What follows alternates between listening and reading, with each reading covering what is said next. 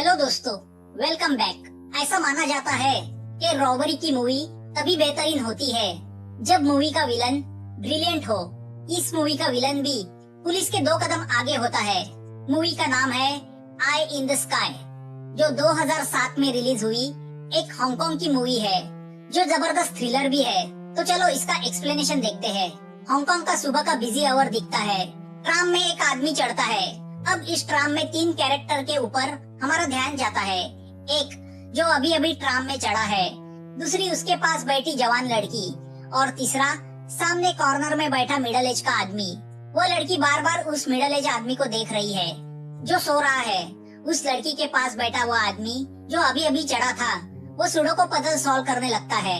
यहाँ नींद की वजह से वो मिडिल एज आदमी अपना स्टॉप मिस कर जाता है, तो वो अगले स्टॉप उतरने की तैयारी करता है। तभी एक औरत उससे टकराती है। अगले स्टॉप पे ये तीनों नीचे उतरते हैं और अपने अपने रास्ते चले जाते हैं, मगर वो लड़की उस मिडिल एज आदमी का पीछा करने लगती है। यहाँ वो सुडोकू पजल वाला, जिसका नाम शॉन है, उसकी नजर रास्ते से गुजरते हुए एक ज्वेलरी शॉप पे जाती है। वह उस शॉप के सामने वाली बिल्डिंग के टेरेस पे चला जाता है और वहाँ से उस ज्वेलरी शॉप पे नजर रखने लगता है। अब एक चौथा कैरेक्टर हमें दिखता है जो मोटा सा है और उसकी भी उस ज्वेलरी शॉप पे नजर है। तभी कार में बैठे कुछ लोग हमें नजर आते हैं। हमें पता चल जाता है कि उनका उस ज्वेलरी शॉप पे डाका डालने का प्लान है। यहाँ वो लड़की उस मिडिल एज आदमी का पीछा करते हुए एक कैफे में पहुँच जाती है और यहाँ ये लोग अपने चेहरे पे मास्क चढ़ा के उस ज्वेलरी शॉप में घुस जाते हैं। वो अंदर शॉप वालों को गन पॉइंट पे रख के ज्वेलरी को बैग में डालने लगते हैं। टेरेस पे खड़ा शॉन उस रॉबरी को कंडक्ट कर रहा है। रॉबर्स को सिर्फ 3 मिनट में शॉप को साफ करके वहाँ से निकलना है, वरना पुलिस वहाँ आ जाएगी। मगर एक चोर ज्यादा लालच में कुछ और ज्वेलरी बटोरने लगता है। अब जैसे ही 3 मिनट खत्म होते हैं, एक पुलिस वहाँ पहुँचता है। वो कंट्रोल रूम को रॉबरी की खबर देता है।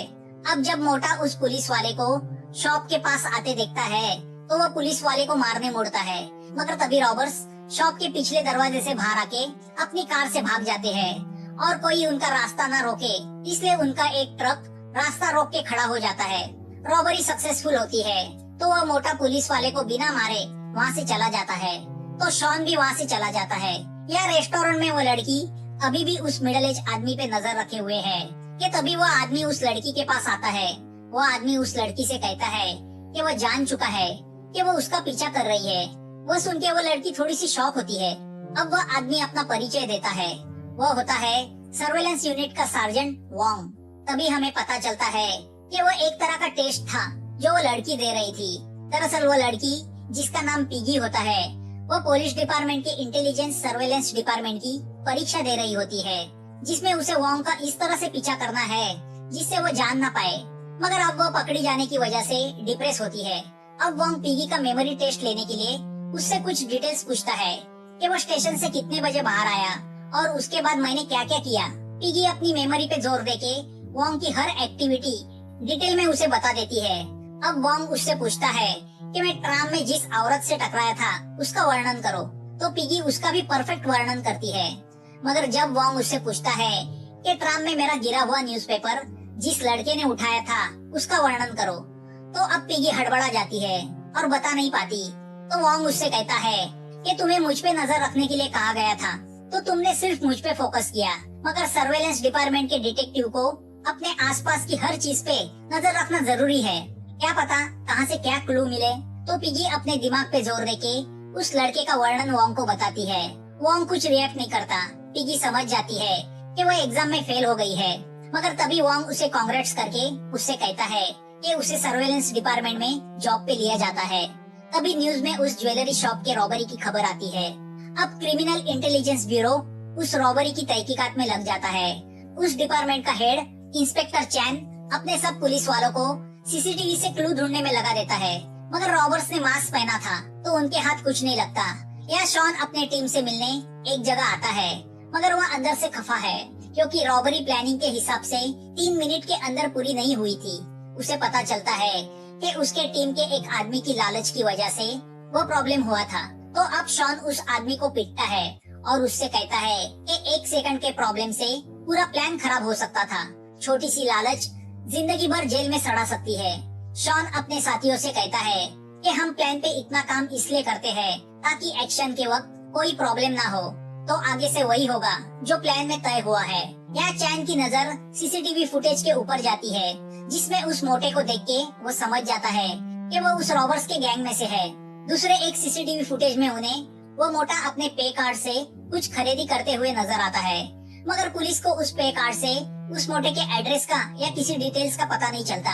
यहाँ दूसरे दिन piggy intelligence surveillance unit join करती है, जिसका ऑफिस किसी मल्टीनेशनल कंपनी की तरह है, ना कि किसी पुलिस डिपार्टमेंट की तरह। वॉन्ग अपने टीम मेंबर से पिगी को इंट्रोड्यूस करवाता है। दरअसल उसे पिगी यह नाम वॉन्ग ने ही दिया है, जो पिगी को बिल्कुल पसंद नहीं।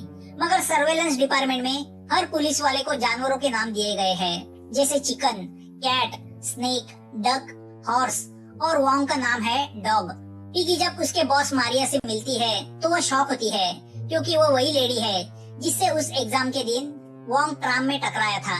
मारिया को क्रिमिनल इंटेलिजेंस ब्यूरो से ऑर्डर आया है कि वो अपने टीम के जरिए उस मोटे को ढूंढ निकाले जो रॉबरी में सस्पेक्ट है।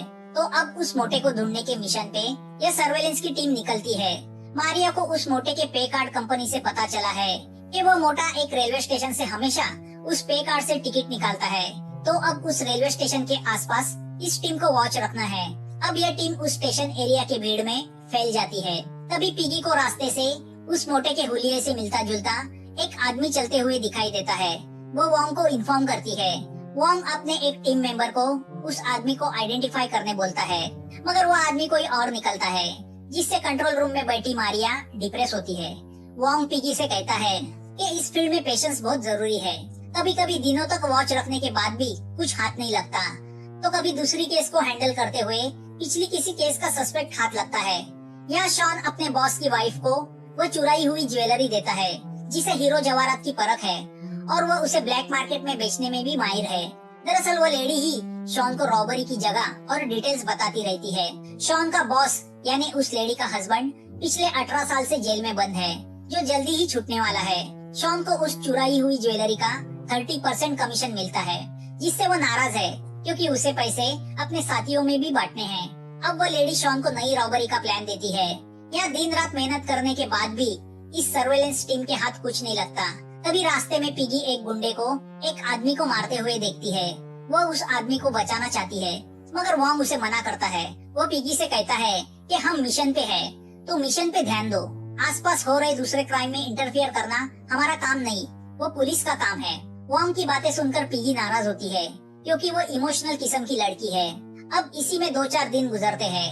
एक दिन अर्ली मॉर्निंग पिगी फ्रेश होने वैन से बाहर आती है, तो ऑल ऑफ अ सडन वो उस मोटे को देखती है। वो तुरंत माइक्रोफोन से वॉन्ग को इन्फॉर्म करती है, मगर वॉन्ग कंफर्म होना चाहता है कि वो वही मोटा है जिनकी उन्हें तलाश है। तो वह अपने कुछ टीम मेंबर को उस मोटे को आइडेंटिफाई करने बोलता है, और जब कंफर्म होता है कि वो वही मोटा है, तो पिगी अपने रिस्क पे उस मोटे का पीछा करने लगती है। वो एक पुरानी बिल्डिंग में पहुंचती है। लिफ्ट में जाने के बाद वह टॉप फ्लोर का बटन दबाती है, तो मोटा 8वें फ्लोर का बटन दबाता है।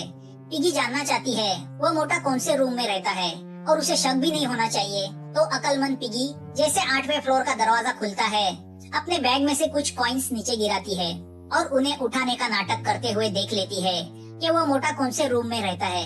वो उसके बारे में वॉन्ग को इन्फॉर्म करती है। अब उस कॉरिडोर में सीक्रेट कैमरा लगाए जाते हैं और उसके जरिए मोटे के घर पे नजर रखी जाती है। यहाँ शॉन अगले रॉबरी की प्लानिंग करने लगता है। वह देखना चाहता है कि चोरी की खबर मिलने के बाद पुलिस ज्वेलरी शॉप तक कितनी देर में पहुंचती है। तो शॉन का आदमी पुलिस कंट्रोल रूम को एक फेक मर्डर का कॉल करता है और एड्रेस उस ज्वेलरी शॉप का देता है। तो पुलिस उस जगह की तरफ भागते हुए पहुंच जाती है। शॉन स्टॉप वॉच पे टाइम देखता है, जो 5 मिनट दिखा रही होती है। शॉन समझ जाता है कि उन्हें रॉबरी 4 मिनट के अंदर करनी है। दूसरी ओर वो मोटा अपना कूड़ा कचरा दरवाजे के बाहर रखे डस्टबिन में डालता है। तो पिगी वह कचरे का बैग उठा के कंट्रोल रूम में लाती है। जब वह बैग उलट देती है तो उसमें वॉन्ग को कुछ फटे हुए कागज के टुकड़े मिलते हैं। जब वह कागज के टुकड़े जोड़ते हैं तो वह एक बिल होता है, जिस पर उस मोटे का नाम होता है। अब वह बिल इंस्पेक्टर चैन के पास भेजा जाता है, जिससे उस मोटे की कुंडली पुलिस निकालती है। तो चैन सर्वेलेंस डिपार्टमेंट से कहता है कि वह उस मोटे पे नजर रख के मालूम करे वो किस किस से मिलता है। अब जब उस मोटे पे नजर रखी जाती है तो उसके 7 साथियों का पता भी चलता है, जिसमें उस टीम का लीडर भी है। अब इस रॉबरी टीम के 7 मेंबर अपनी अगली रॉबरी के प्लान के सिलसिले में एक फैक्ट्री में जमा हो जाते हैं। सर्वेलेंस टीम उनकी बातें रिकॉर्ड करती है। वहाँ रखे टीम लीडर के फोन को सर्वेलेंस टीम ट्रैक करती है। उन लोगों की बातों से सर्वेलेंस टीम को पता चलता है कि वह जल्दी ही एक ज्वेलरी शॉप पे डाका डालने वाले हैं। उनकी फिजिकल लैंग्वेज से चैन भाप लेता है कि उस रॉबरी टीम का असली मास्टरमाइंड वहाँ नहीं है। अब चैन के पास लीडर का फोन नंबर होता है, मगर वो उन सातों को अरेस्ट नहीं करता क्योंकि वह रॉबरी के पीछे के मास्टरमाइंड को पकड़ना चाहता है। चैन उस मास्टरमाइंड को यानी शॉन को हॉलोमैन का नाम देता है। अब रॉबरी के दिन वॉन्ग अपने सभी टीम मेंबर के साथ उस ज्वेलरी शॉप पे और उन चोरों पे नजर रखने लगता है। ज्वेलरी शॉप के बाहर वैन में बैठा वॉन्ग शॉन को वहाँ से गुजरते हुए देखता है और उसे एक पल शक भी होता है, मगर अगले ही पल शॉन रास्ता क्रॉस करके कहीं और चला जाता है। यहाँ पुलिस भी एक प्राइवेट वैन में वहाँ पहुँच जाती है तो शॉन रोज की तरह ज्वेलरी शॉप के सामने वाली बिल्डिंग की टेरेस पे आता है और वहाँ से नीचे रास्ते पे नजर रखने लगता है कि तभी उसका इनर सेंस उससे कुछ कहता है। वह रोड पे देखता है तो उसे सर्वेलेंस टीम की और पुलिस की वैन दिखाई देती है। वह समझ जाता है कि कुछ तो गड़बड़ है। वह तुरंत टीम के लीडर को फोन करके मिशन अबॉर्ट करने बोलता है और उन्हें वहाँ से भागने कहता है। उन्हें भागते देख सर्वेलेंस ब्यूरो में बैठी मारिया भी जान जाती है कि रॉबर्ट्स को उनके बारे में पता चल चुका है, तो वह चैन को इसके बारे में इत्तला करती है और लीडर के फोन पे आया शॉन का फोन नंबर जान लेती है, जिसके जरिए शॉन ने टीम लीडर को मिशन अबॉर्ट करने को कहा था। अब शॉन के फोन को ट्रैक किया जाता है और उसका लोकेशन वॉन्ग को दिया जाता है। तो अब वॉन्ग पिगी के साथ उसका पीछा करने लगता है। यहाँ पुलिस रॉबर्स को पकड़ने जाते हैं तो उनके बीच गन फायरिंग शुरू होती है। गन फायरिंग में मोटे और लीडर को छोड़ के सब मारे जाते हैं। वो दोनों भाग जाते हैं। यहाँ शॉन का पीछा करते हुए वॉन्ग और पिगी एक पार्क के यहाँ पहुँच जाते हैं। पार्क में बहुत सारे लोग बैठे होते हैं। उसमें से हॉलोमैन को यानी शॉन को ढूंढना मुश्किल होता है। तो अब वॉन्ग के कहने पे पुलिस कंट्रोल रूम से शॉन के फोन पे कॉल किया जाता है। पुलिस शॉन को मार्केटिंग सर्वे के नाम से फेक कॉल करती है, मगर शॉन के साथ और भी कई लोग उस पार्क में फोन पे बात कर रहे होते हैं। तो अब इतने सारे लोगों में से शॉन को ढूंढना पॉसिबल नहीं होता। अब जब फिर से शॉन को कॉल लगाया जाता है तो वह भी पुलिस की चाल को समझ जाता है और फोन की बैटरी निकाल देता है ताकि उसका फोन ट्रेस ना किया जाए।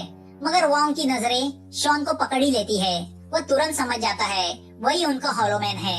अब वो दोनों भागते हुए अलग अलग रास्ते से शॉन का पीछा करने लगते हैं। पिगी शॉन के पास गुजरते हुए बड़ी खूबी से अपने फोन से उसका फोटो निकाल लेती है और चैन के पास भेजती है। तो शॉन का वो फोटो एक वांटेड क्रिमिनल से मैच हो जाता है। चैन उस क्रिमिनल का रिकॉर्ड निकालता है। यहाँ रास्ते से चलते हुए एक पुलिस शॉन को रुका के उसकी पूछताछ करने लगता है। शॉन खतरे को भाप लेता है और पुलिस वाले को मार के वहाँ से फरार होता है। दूर खड़ी पिगी वह देख के शॉक होती है और भागते हुए उस घायल पुलिस वाले के पास पहुँच जाती है। मारिया और वॉन्ग दोनों माइक्रोफोन के जरिए पिगी को उस पुलिस वाले को छोड़ के शॉन के पीछे जाने कहते हैं, मगर इमोशनल पिगी उस घायल पुलिस वाले को छोड़ के नहीं जा पाती।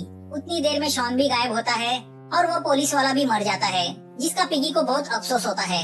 यहाँ चैन को शॉन का पूरा क्रिमिनल रिकॉर्ड मिलता है, जिसने पहले भी कई मर्डर्स और रॉबरीज की है। यहाँ मिशन की नाकामयाबी का जिम्मेदार पिगी को ठहरा के मारिया उस पे बहुत नाराज होती है। अब सर्वेलेंस टीम के ऊपर एक किडनैपिंग का केस सौंपा जाता है। एक स्कूल के बच्चे को किडनैप किया गया है और किडनैपर एक इलाके के फोन बूथ पे से उस बच्चे के पेरेंट्स को कॉल कर रहा है। तो उस इलाके के सभी फोन बूथ पे वॉच रखने का काम सर्वेलेंस टीम को दिया गया है, मगर पिगी का दिमाग पिछली केस में ही अटका हुआ है। वह डिप्रेशन में अपना ट्रांसफर दूसरे डिपार्टमेंट में करवाना चाहती है। वॉन्ग पिगी को समझाता है कि इस फील्ड में ऐसा होता ही रहता है।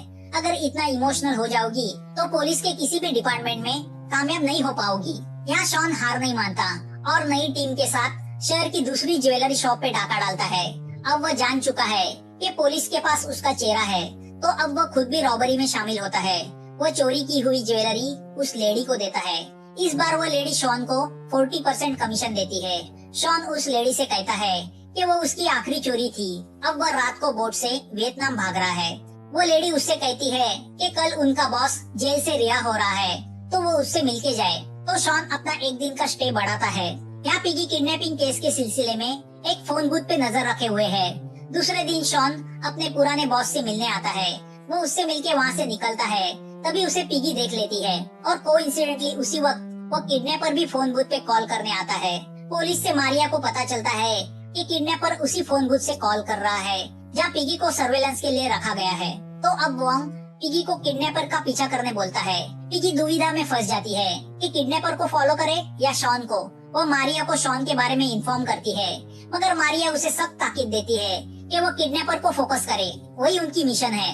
मगर पिगी उसका कहना नहीं मानती और शॉन के पीछे चली जाती है, जिससे मारिया अच्छी खासी नाराज होती है। तो अब दूसरे एजेंट्स को किडनैपर के पीछे भेजा जाता है। सर्वेलेंस टीम किडनैपर के घर का पता जान लेती है। पुलिस किडनैपर के घर से किडनैप किए गए बच्चे को बचा लेती है और किडनैपर को रास्ते में दबोच लेती है। यहाँ दूसरी ओर शॉन एक कैफे में चला जाता है। पिगी भी उसके पीछे पीछे कैफे में चली जाती है। शॉन उसे देखते ही पहचान जाता है कि वो पुलिस की टीम से है और उसका पीछा कर रही है। तो वो सीधा पिगी के सामने जाके खड़ा हो जाता है और उससे पूछता है कि वो उसका पीछा क्यों कर रही है। शॉन के अचानक किए गए सवाल से पिगी हड़बड़ा जाती है। तभी वोंग भी कैफे में पहुंचता है। वोंग को देख के शॉन समझ जाता है कि वो पुलिस ट्रैप में फंसने जा रहा है, तो वो कैफे में से निकलता है, मगर जल्दी में अपना छाता वहीं पे भूल जाता है। अब वोंग शॉन का पीछा करते हुए पिछले दरवाजे के पास आता है, तो अचानक शॉन वोंग पे हमला करके उसके गले में कैंची घुसाता है और वहाँ से चला जाता है। वोंग बुरी तरह घायल होता है, तो वो पिगी को शॉन का पीछा करने बोलता है, मगर पिगी वोंग को उस हालत में छोड़ के नहीं जाना चाहती। तो वोंग चिल्ला के जबरदस्ती पिगी को शॉन के पीछे भेजता है। पिगी कैफे के बाहर आती है तो जोरों की बारिश चल रही होती है और शॉन का कोई नामो निशान नहीं होता। वो समझ जाती है कि शॉन भाग गया है। घायल वोंग अपना हौसला खोने लगता है। माइक्रोफोन से उसकी बातें सुन रही पिगी समझ नहीं पाती वो क्या करे। तभी बारिश रुक जाती है और पिगी को रास्ते से जा रहा शॉन नजर आता है। छाता भूलने की वजह से वह भी बारिश के रुकने का इंतजार कर रहा था, तो अब पिगी उसका पीछा करने लगती है। शॉन पोर्ट के पास एक वेयर हाउस में चला जाता है। वैन के ऊपर से उस पर नजर रख रही पिगी उसके लोकेशन का पता पुलिस हेडक्वार्टर्स को देती है। दूसरे दिन पुलिस की टीम उस वेयर हाउस पे हमला बोल देती है। मोटे को और लीडर को पकड़ा जाता है, तो शॉन पैसे का बैग लेके बोट से भागने जाता है, मगर रास्ते में लटकता एक हुक उसकी गर्दन में घुस जाता है। शॉन बोट में मर जाता है। यहाँ वोंग को हॉस्पिटल में एडमिट किया जाता है। उसकी जान बच जाती है। वो पिगी से कहता है कि अब तुम पिगी नहीं हंटिंग डॉग हो गई हो। अब पिगी को नई मिशन में एक इंटरनेशनल ड्रग डीलर का पीछा करने भेजा जाता है। पिगी भी बड़े कॉन्फिडेंस के साथ अपने मिशन को शुरू करती है और मूवी यहाँ खत्म होती है। मूवी काफी थ्रिलिंग है, तो एंड तक बांध के रखती है। अगर मौका मिले तो जरूर देखना और प्लीज सब्सक्राइब करके हमारा हौसला बढ़ाना। तो जल्द मिलेंगे नई मूवी के साथ। Thanks for watching.